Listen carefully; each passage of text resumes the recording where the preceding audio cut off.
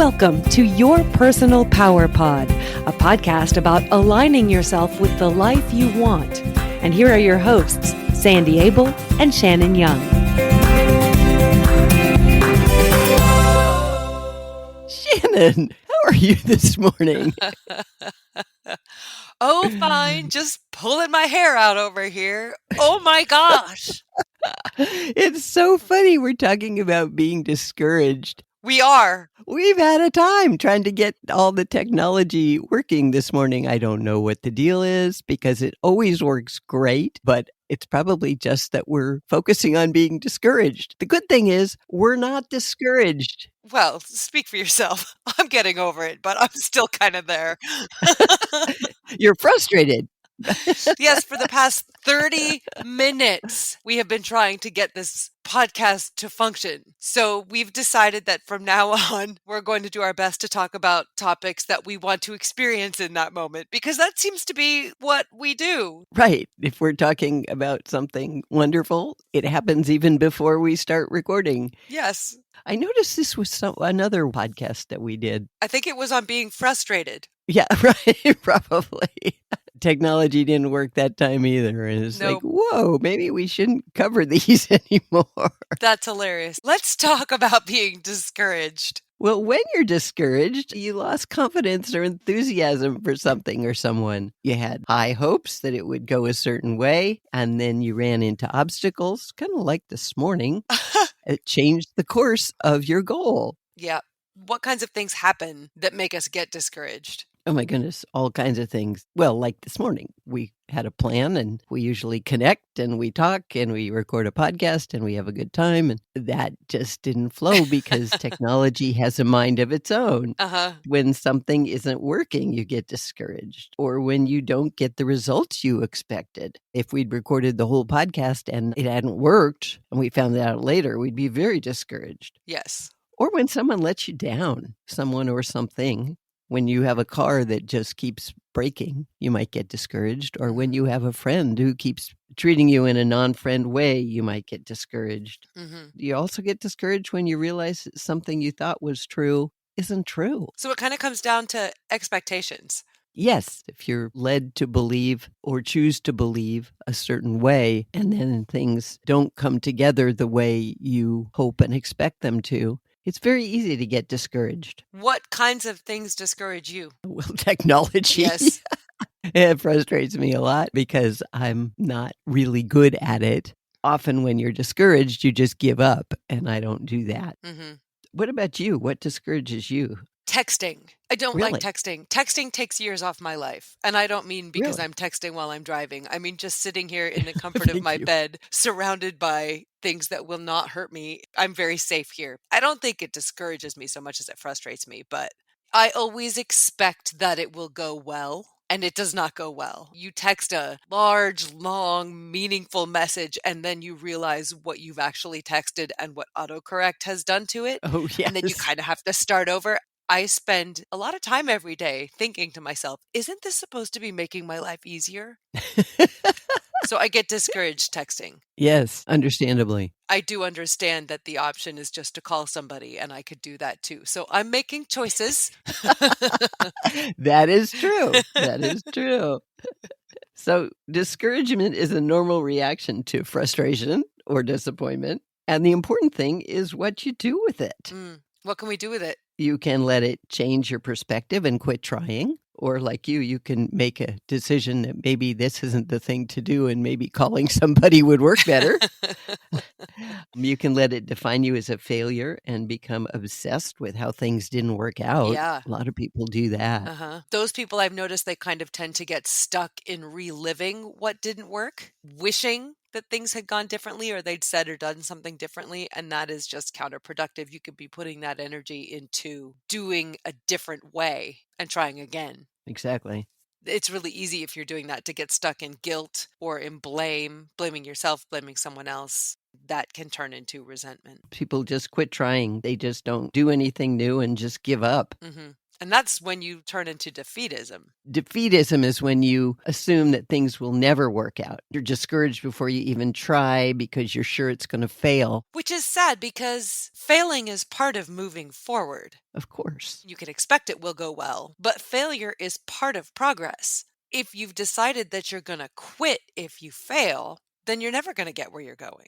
I've run into a lot of really defeatist people. Mm-hmm. I will say, oh, well, that's a fun new idea. Why don't we try that? And they'll go, oh, it won't work anyway. And then they'll give me 12 reasons why it won't work. But what about all these other reasons that it might work and we could make it happen? Oh, yeah, but there's this and this and this. What a sad way to live your life. Mm-hmm. But a lot of people are in that defeatist place where they just don't even try anymore because they're just sure they can't make it happen, or whoever else is involved won't make it happen, or technology won't make it happen, whatever. Mm-hmm. And they just expect to fail. And then they go through life failing because they never try. Well, it means that you don't ever have to take responsibility. If you've decided that things aren't going to go well, then you don't have to start. So I think if you're in that place, it's worth asking yourself, am I in this defeatist place because I really don't want to do this anymore? Mm-hmm. Or I don't want to do this the way I've been doing this? Maybe it's run its course. Maybe it's done. Maybe you need to come up with a different dream or a different plan. Maybe you need to just let it go completely. But if you're going to stay in that place where you're miserable because that thing you say you want is seemingly unattainable, I think it's time to get really clear with yourself about what's going on with you. Do you actually not want it anymore? Do you actually just not know how to move forward? Or are you just putting entirely too much power on failing? Nobody who accomplished anything got there without failing to some degree. Oh my goodness, yes. I have a great quote. It says you can be discouraged by failure or you can learn from it. So go ahead and make mistakes because that's where you'll find success on the far side of failure. That was Thomas Watson who said that, and he was right. Yes. I can't think of a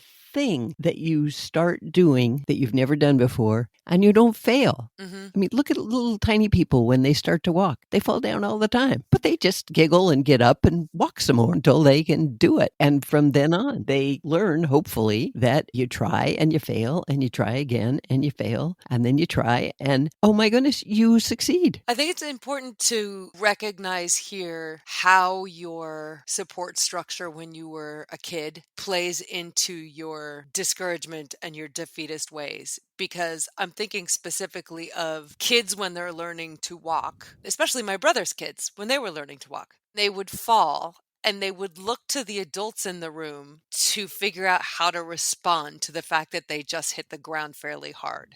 Right. And if an adult rushed to them and was like, "Oh, baby, are you okay? I'm so sorry. That must have hurt." The kid learned that falling is dangerous. Right. They get attention for it. And they get attention for it. Right. But if what our family did, which was go, "Oh, did you fall? Did you go boom?" and make it a joke and fun and like, "Oh, this is just part of it and it's okay and it's nothing to be afraid of," then the kid learns that falling is part of learning to stand up. Beautiful and so true. As adults, we need to remember that. Yeah. And that's called being resilient. Nice. And when you're resilient, you have the ability to go through hardship, like falling when you're learning to walk, and still have the will to keep moving forward. In your example, the adults helped give the child the will to keep moving forward. And as we're older, we need to provide that for ourselves. It's not the absence of pain. You go through pain when you try things and fail. You either emotional pain or sometimes physical pain. Mm-hmm. I remember when I was learning to water ski, I fell down a lot. Oh, And yeah. it was physical pain as well as emotional pain. Eventually, there was no more pain and it was fun, you know? It's about what you're taught about adversity. Right. And what you're taught about your ability to overcome adversity. And if you're having a really hard time overcoming adversity, look at the messages that you got as a kid and that you're continuing to perpetuate. Yes. Listen to the little voice in your head and what is it telling you? If it says, well, of course you failed because every time you try something, you're just not any good at it. You'll never be good at it. Whoa, you're going to just stop. Yeah, that's too heavy. Yeah, oh yeah. You don't put yourself in the position to have to deal with that voice. Mm-hmm. If the voice says, oh, good job. You gave it a good go. Oh my gosh, look, you almost made it. Go for it. You're going to get this. Whoa, okay, let's do it again. That feels really good. People who are resilient find a way to acknowledge and feel the disappointment and the discouragement and move through it. Exactly. You don't let it stop you. Hmm.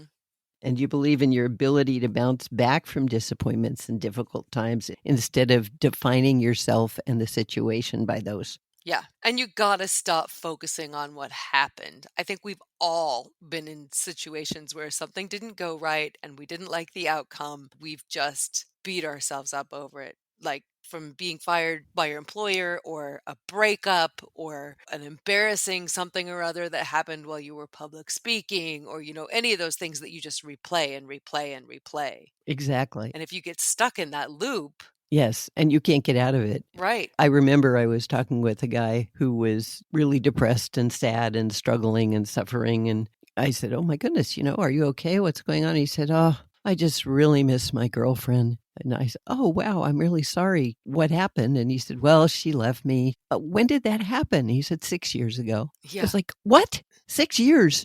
Obviously, he wasn't resilient. He was not bouncing back. He was letting it define him, not learn the lessons and figure out, why did she leave me? Yeah. Maybe I could have been different. You just get stuck and start to define yourself by your discouragement and disappointment and all that. Learning the lesson is key. If you can't get past something, it might be worth looking at what's actually going on for you. And I don't know this guy and I don't know his situation, but I would say to him, okay, what was going on in that relationship that you regret? What did you know at the time you were not doing well? Or what did you know at the time you were not looking at? Figure that out, and then you can get out of that cycle. And he wasn't learning any lessons from anything. He was just putting himself in a victim struggle suffer role and choosing not to be resilient at all. He was not choosing to get on with his life, learn what he needed to learn, and believing that he had what it took to overcome and move ahead. He just chose to be stuck and defeated. Yeah, you have to believe that you can get through it too. If you don't believe that, then you won't try. You got to remember there's no such thing as failure, even though we will define something that doesn't turn out the way you want it to turn out as failure. That's just purely your own definition you made up. It's really just an education. You're just doing experiments. Exactly. And it's an opportunity. Yeah, I don't believe in failure because everything that doesn't work the way you want it to is the place to find new things. That's how we grow. If you don't try and fail, you don't grow. Being resilient is going, oh, well, that didn't work. What can I do next? Instead of, oh, that didn't work. I'm just going to go to bed. And it's good to know that resilience, like it's really easy to say some people have it and some people don't, but really it's a muscle. You just learn to flex when you need it. It's a skill. And the more you practice it, the easier it's going to be to call on your resilience. At first, you have to decide that you want to flex that muscle, and then you have to exercise it. Yeah. Margaret Thatcher said you may have to fight a battle more than once to win it. Mm-hmm. That is so true. You may have to fight it 10 times until you either decide that maybe I really don't want this after all, and it's a decision made from logic, not from discouragement, or you will succeed. What's going on with us when we're resilient? What are we feeling? What are we able to do?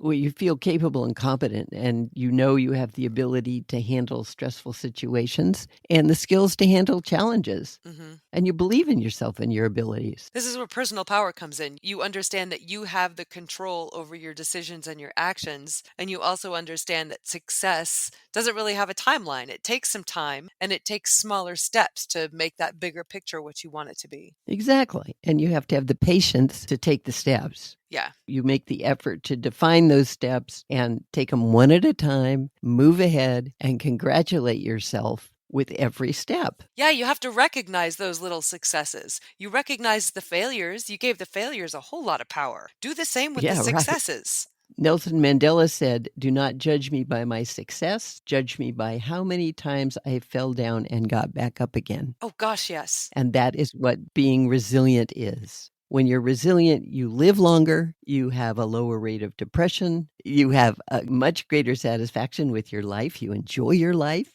you feel you have a sense of control over things, and everything is more positive just in general. You find the joy, and people want to be around you when you're resilient.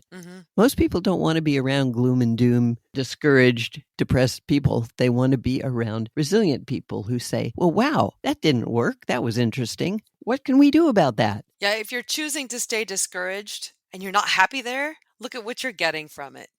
Is it just absolving you of responsibility because you just can't get it done? Yeah. My guess is you probably don't like being around you when you choose to Yeah, stay there. that is true. You're probably not a really happy person inside, hmm and you might want to look at that. I think about Rocky movies when we talk about Uh-huh. discouragement and resilience, and that magic moment where the hero gets knocked down again. Then they totally draw out the moments where you can see the internal struggle and he decides, I'm nearly dead, but I'm getting up. Yep, exactly. Beautiful example.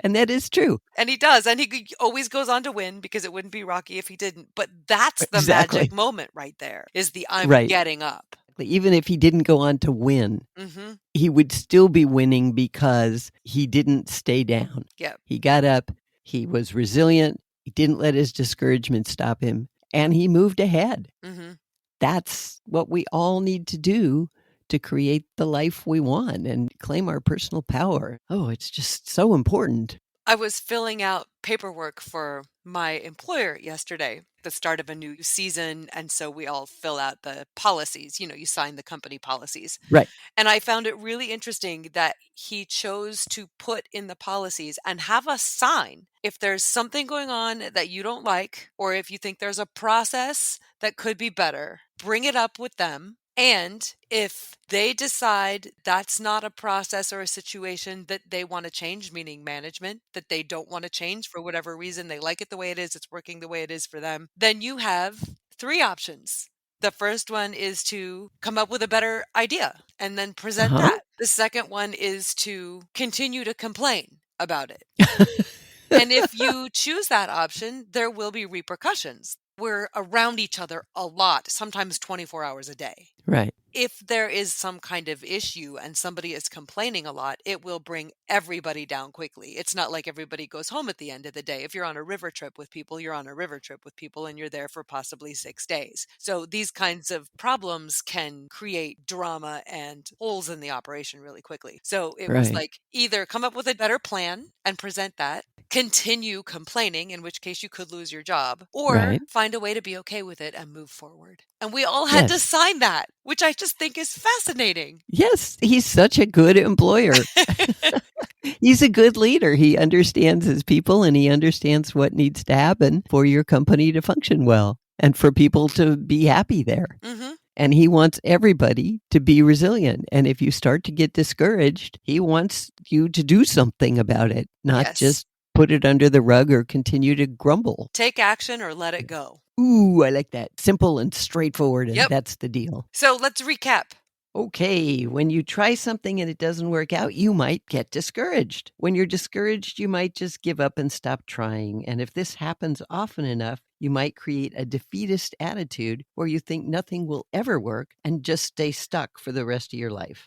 When you're defeatist, you stop growing and learning. You accomplish nothing and your world shrinks.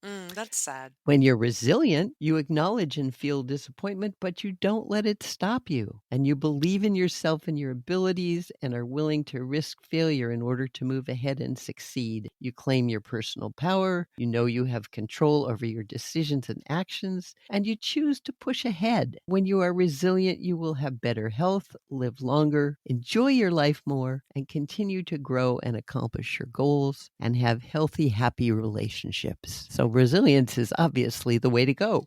And as with just about everything we talk about, your personal power all comes down to your choices. Always. What are you choosing for yourself?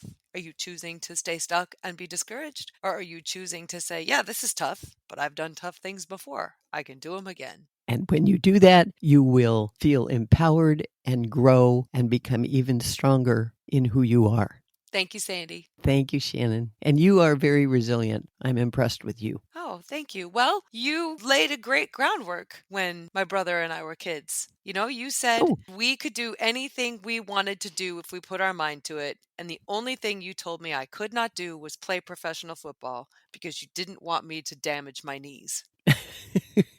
That is the only time you ever told me that I couldn't do anything. That and probably be a supermodel because I'm only 5'3". I didn't tell you couldn't be a supermodel.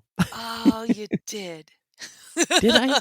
Yeah. Oh, darn, But sorry. it was a height thing. You never said, Shani, you don't have the face. You said, Yeah. Shani, you don't have Oh the my height. gosh. Let's not get upset about it. Oh You're my sweet. goodness. But other than that, I had every opportunity in the world.